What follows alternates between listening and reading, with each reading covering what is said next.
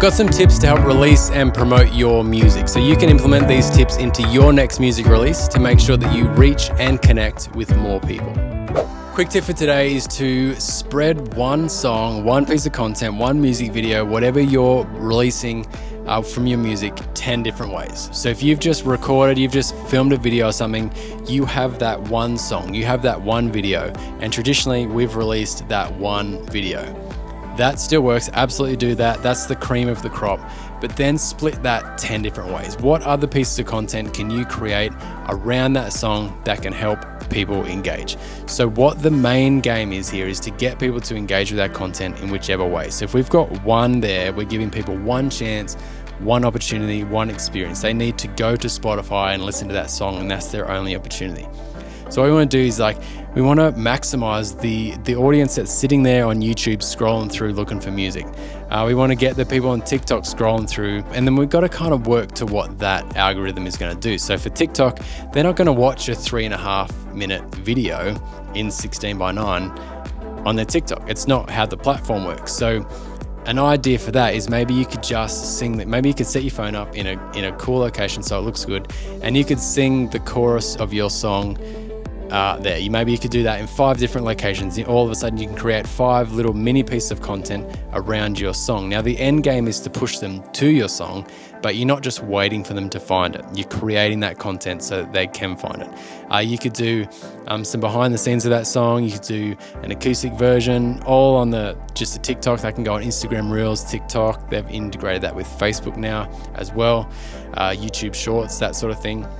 So you've got this one song and you're creating a bunch of pieces of content from that song for the purpose of triggering some sort of emotion or connection or something from the person that falls in front of, that will then come across and listen to your full music in its entirety.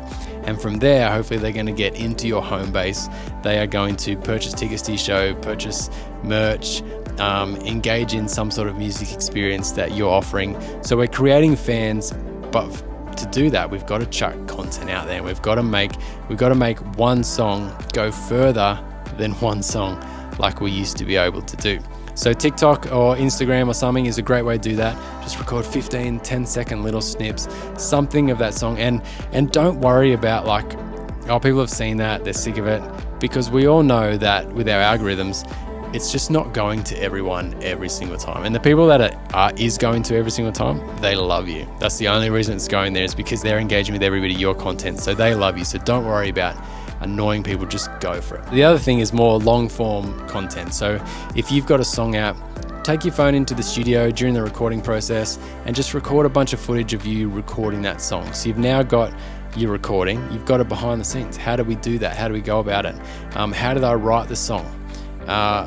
What sort of music layers? There's so many things about the recording process with your music that you can put into a video and release alongside it. Obviously, we know about music videos, like an official music video.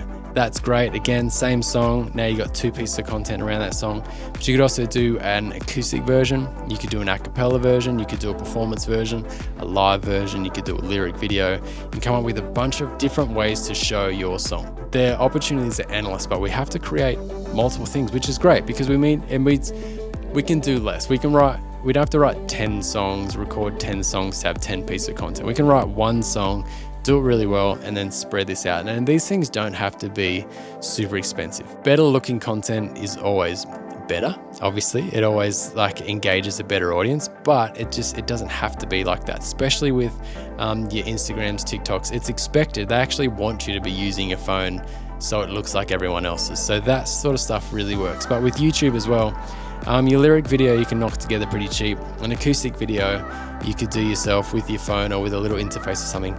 But the idea is that you're creating more things that someone will connect with one of them somewhere along the way. You're not really aiming at someone connecting with all of the things. They just need to grab onto one that speaks to them, and then they come into your inner circle.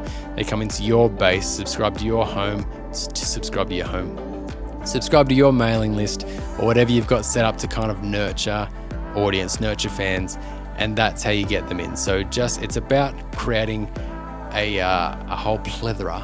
Is that the right word?